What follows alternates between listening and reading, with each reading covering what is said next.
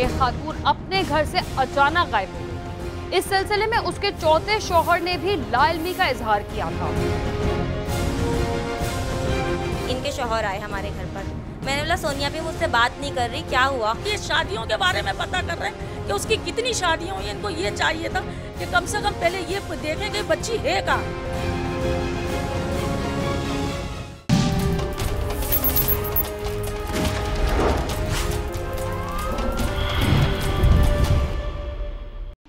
शादीशुदा अफराद में कई इख्तिलाफात हो सकते हैं, जिसके बाद अलहदगी या तलाक भी हो जाती है।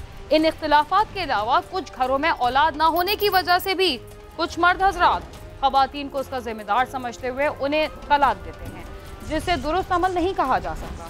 इसलिए कि मर्द हो या औरत, दोनों में ही किसी चीज़ की कमी या बीमारी की वजह से औलाद नहीं हो सकती। लिहाजा इसलिए सिर्फ औरत को जिम्मेदार ठहराना हमारे ख्याल में दुरुस्त नहीं।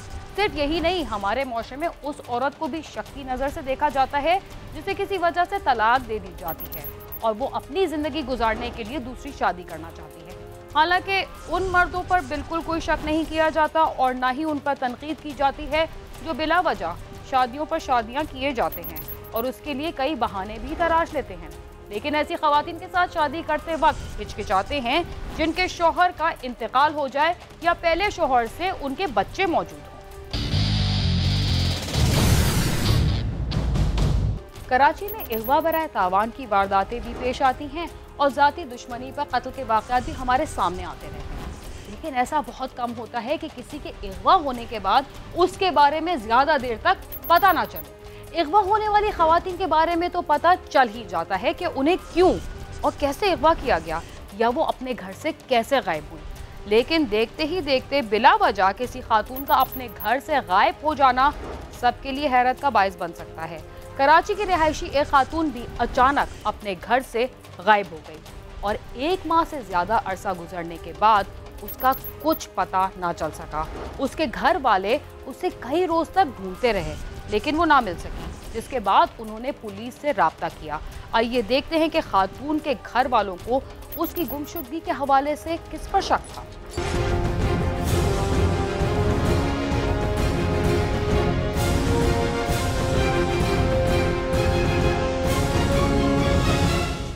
जमीन खा गई या आसमान निकल गया, एक जीती जागती औरत कहाँ चली गई? खातून के घर वाले अपने दामाद पर इल्जाम लगा रहे हैं तो दामाद कुछ और ही कहानी सुना रहा है। ये मामला कराची के इलाके लियाकताबाद का है, जहाँ की रिहायशी सोनिया ने फैजान नामी लड़के से 2 बरस कबल मोहब्बत की शादी की थी। उन्होंने कोर्ट मैरिज कर ली थी। सोनिया की वालिदा का कहना है कि उनकी बेटी ने छुप कर शादी की और कई दिनों बाद उसने उन्हें कोर्ट मैरिज का बताया था और उसने अपने तीसरे शौहर से फैजान के कहने पर तलाक लेकर कोर्ट मैरिज की थी। सामने ज़ाहिबत जिससे शादी हुई थी उसने भी देख लिया और फिर इसने जोर दिया कि नहीं मुझे तलाक चाहिए, जैसे इस लड़के ने भी हर तरह से, तो वो उसकी वहाँ से तलाक हो गई। उसकी तलाक हो गई, उसके थोड़े दिन के बाद इन लोगों ने कोर्ट मैरिज कर ली। इसका हमें पता नहीं था, लेकिन उसके 1-2 हफ्ते के बाद हमें ये पता चल गया। जब ये साथ में इसके रहने लगा, जब हमने सोनी को बकाया कि तुम्हारे साथ कौन से हक से रह रहा है, तो इसने बोला था अपनी माँ को नहीं बताना कि मैंने कोर्ट मैरिज करी है। घर से अचानक गायब होने वाली खातून उससे कबल कितनी शादियां कर चुकी थी और नई शादी करने के लिए उसने अपने आखिरी शौहर से तलाक क्यों ली थी? घर से गायब होने के बाद उसके मौजूदा शौहर ने अपने ससुराल वालों को उसकी गुमशुदगी के बारे में क्या बताया और गुमशुदा खातून की वालदा का इस बारे में क्या कहना है? सोनिया की वालदा फरजाना का कहना है कि उनकी बेटी इससे पहले 3 शादियां कर चुकी थी, लेकिन औलाद न होने पर उसके साबिक शौहरों ने उसे तलाक दे दी थी। फिर उसने फैजान से शादी की और अब वो 8 माह की हामला भी थी। कम से कम इन लोगों को ये चाहिए था कि इस बच्ची को ढूंढते। सबसे पहला काम इनका था कि ये शादियों के बारे में पता कर रहे हैं कि उसकी कितनी शादियां हुई। इनको ये चाहिए था कि कम से कम पहले ये देखें कि बच्ची है कहाँ, उसको उठाना चाहिए था। लेकिन ये लोग सिर्फ हम लोगों को घुमा रहे हैं। सोनिया की जिंदगी नॉर्मल चल रही थी। वो अपने मामू की शादी की तैयारियों में मसरूफ थी और एक रोज वो अचानक घर से गायब हो गई। सोनिया की वालदा के मुताबिक वो शॉपिंग से वापस आई और अपने घर गई और उस दिन के बाद से उसका अपने घर वालों से कोई भी राब्ता नहीं हुआ। अभी हंसी खुशी हमारे घर आते जाते थे, सब कुछ। मामू की शादी चल रही थी, शॉपिंग इसी के रक्षे में जाके सोनी और मेरी बच्चियाँ दूसरी कपड़े उपड़े खरीद के लेकर आई। फिर ये जब ये अपने कपड़े सिलवाने के लिए गई है ना, तो दोबारा उससे ना हमारी बात हुई, अपने मियाँ के साथ गई है, उसके बाद ना हमने उसकी शक्ल देखी है ना बात करी है। सोनिया के शौहर फैजान से जब उसके घर वालों ने मालूम किया तो उसने ये बताया कि सोनिया घर पर ही है और उसकी तबीयत ठीक नहीं है, इसलिए वो राब्ता नहीं कर पा रही। और चंद दिनों बाद फैजान ने सोनिया के घर वालों को कहा कि सोनिया अपने दोस्त के घर चली गई है। इनके शौहर आए हमारे घर पर, मैंने बोला सोनिया भी मुझसे बात नहीं कर रही, क्या हुआ? तो कहने लगे वो उसका गला ख़राब है, उसकी तबीयत सही नहीं है। फिर तीसरे दिन मैं खुद गई घर पर, अम्मी को बिना बताए मैं घर पर गई, ताला पड़ा हुआ वहाँ पर, ताला लगा हुआ। मैंने वो दूसरे दिन आए ना, फिर मैंने दोबारा बात करी, मैंने बोला क्या हुआ, ताला लगा हुआ है घर पर। वो अपनी दोस्त के यहाँ गई थी, उसकी दोस्त मिल गई थी, वो वहाँ गई है। फिर कहने लगे वो अम्मी मैं रुक रहा हूँ ना, इसलिए वो आ नहीं रही घर पर ना, 1 हफ्ते से ना इसलिए नहीं आ रही क्योंकि मैं 1 हफ्ते से उसके साथ रह रहा हूँ।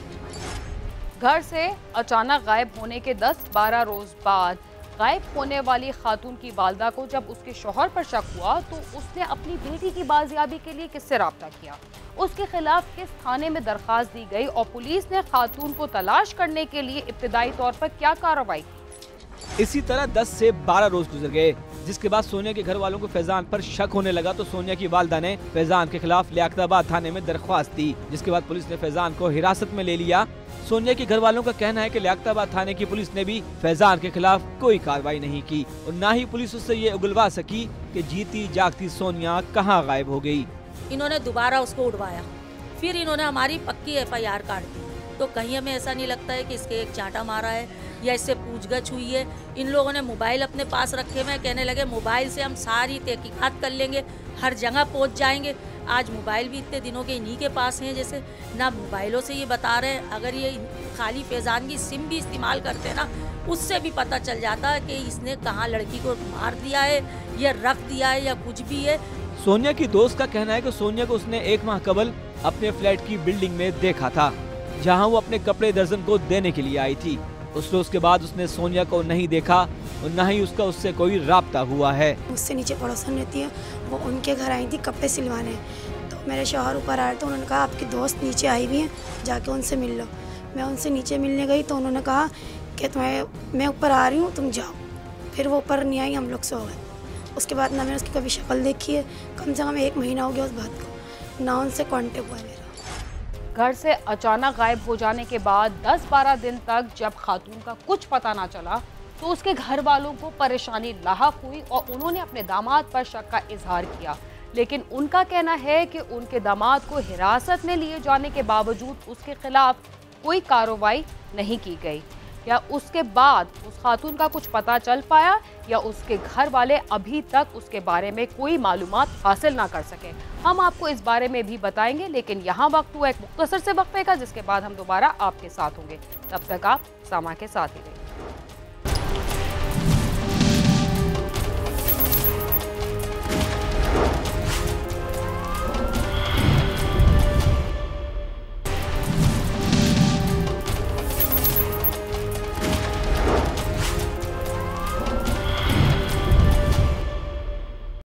प्रोग्राम क्राइम सीन में एक बार फिर खुशामद।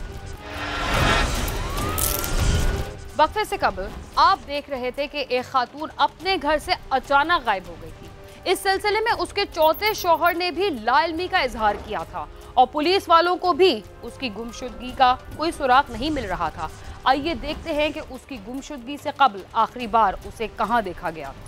सोनिया के घर वालों ने ये इल्जाम लगाया कि फैजान दूसरी शादी करना चाहता था और उसकी दूसरी लड़कियों से दोस्तियां भी थी, जिस पर मियां बीवी में लड़ाई होती रहती थी और फैजान सोनिया से मारपीट किया करता था। अलग उसने किराए पे घर लिया हुआ था, उसने लड़के ने सब कुछ हमारे घर के बराबरी में लिया था क्योंकि उसका सामान वगैरह इतना था। और सोनिया का जो पहले भी शादी हुई थी ना, जो हमने दिया लिया, तो वो सामान काफ़ी था और हमारा 1 कमरे का मकान था, तो हमने अपने बराबरी में मतलब 2-3 घर छोड़ के दिला दिया था ताकि हम भी जाते आते रहे इस तरह से। तो ये मुझे कभी कभी वहाँ नज़र आता था, तो इस तरह से इसने कोर्ट मैरिज कर ली।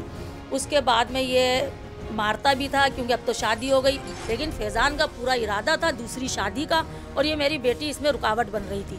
सोनिया के घर वालों से तमाम हालात और वाक़यात सुनने के बाद इस केस की मजीद हकीकत मालूम करने के लिए समा क्राइम सीन की टीम लियाकताबाद थाने पहुंची तो पुलिस ने मुलजिम फैजान को कमरे में बिठा रखा था, उसे तफ्तीश की जा रही थी। लियाकताबाद थाने के शोबे तफ्तीश के इंचार्ज हामिद गोंदल ने मीडिया के सामने इस केस के मुतालिक बात करने से इनकार कर दिया। लेकिन उस दौरान की गई खुफिया रिकॉर्डिंग के दौरान तफ्तीशी ऑफिसर और मुल्जिम फैजान की कुछ बातें रिकॉर्ड की गयी, जिसमें मुल्जिम फैजान अपने ससुराल वालों के तमाम इल्जामात से इनकारी रहा।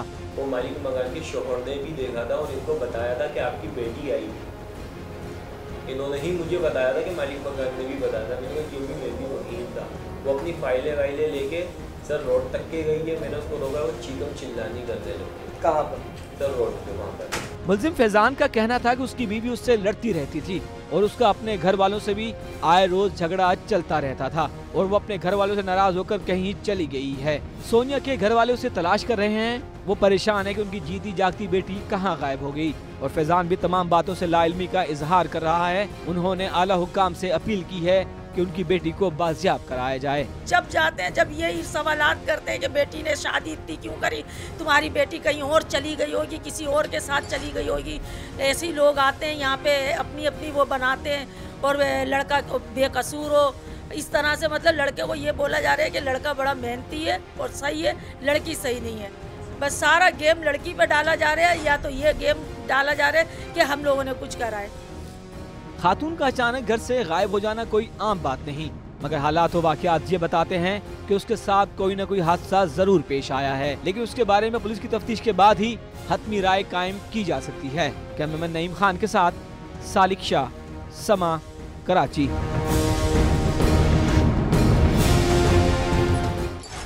कहते हैं कि कत्ल जितनी भी चालाकी से किया गया हो और चाहे इस वारदात को किसी ने भी ना देखा हो या इब्तिदाई तौर पर शवाहिद भी मौजूद ना हो, तब भी कत्ल की वारदात नहीं छुपती और कत्ल का मुल्जिम किसी ना किसी तरह कानून के शिकंजे में आ ही जाता है।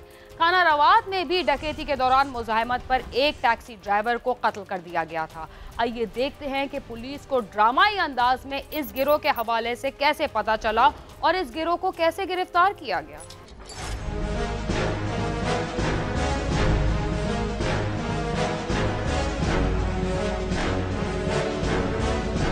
29 साला मोहम्मद खान अटक जंड का रहने वाला था। वो टैक्सी भी चलाता था और साथ किसी के पास मुलाजमत भी करता था। मोहम्मद खान इस्लामाबाद में रिहाइश पजीर था। उसके 2 बच्चे भी थे जिनके लिए वो टैक्सी के साथ साथ नौकरी भी करता था। ये मोहम्मद खान इसका नाम था। तकरीबन 28-29 साल इसकी उम्र थी। ये था, ये जंड आता है जिला अटक में, तो वहाँ पे ये टैक्सी चलाता था और किसी के पास मुलाजमत भी करता था इस्लामाबाद में। अक्सर औकात ये ड्राइवर रश वाली जगह खड़े होते हैं, चाहे वो अड्डा हो गया, पीर बदाई मोड़ पे हो गया, तो ये पीर बदाई मोड़ पे खड़ा होता था सवारी शोरी उठाने के लिए। 2 इसके बेचारे छोटे छोटे बच्चे थे। मोहम्मद खान पीर बदाई पर टैक्सी लेकर सवारी के लिए खड़ा था तो कुछ नौजवानों ने उससे रवात के लिए टैक्सी बुक कराई और फिर रवात में सुनसान जगह पर पहुंचकर टैक्सी छीनने की कोशिश की, मगर मोहम्मद खान ने मुज़ाहमत की, जिस पर डाकुओं ने उसे गोली मार दी, जिसकी वजह से उसकी मौके पर मौत वाक़या हो गई। ये खड़ा था पीर बदाई मोड़ पे। अपने जो इलाके के लोग हैं ना, तकरीबन वो अड्डा है, अक्सर औकात ये फतेह जंग रोड पे या झंड वाले अपने भी आते जाते रहते हैं। इसे वो अपनी कुदरती बात है कि अपने इलाके के लोग मिले हैं, भाई मिला है, भाई भी दूसरा ड्राइविंग करता है, तो वो मिला है, तो उसने कहा जी मैं सवारी लेके जा रहा हूँ रवात की तरफ। जो ही वो वहाँ से निकला तो ये 3 नौजवान लड़के थे, बल्कि उन्होंने भी देख लिए थे जो इलाके के हैं, यार किसी ने बताया होगा कि किधर जा रहा हूँ। जब ये चकबेली रोड पे आ गया तो इसने वहाँ जाकर इन्होंने ज़बरदस्ती, ये जो ग्रुप पकड़ा हुआ है मुजम्मल जो है ये मेन सरगुना है, इन्होंने उससे ज़बरदस्ती गाड़ी, उसने चीखो पुकार की, यार नहीं मैं नहीं गाड़ी देता। इन्होंने गाड़ी को उसका स्टीयरिंग एक साइड पे लेके उसने फिर शोर किया, इन्होंने जाके उसे फायर मारा और मार दिया।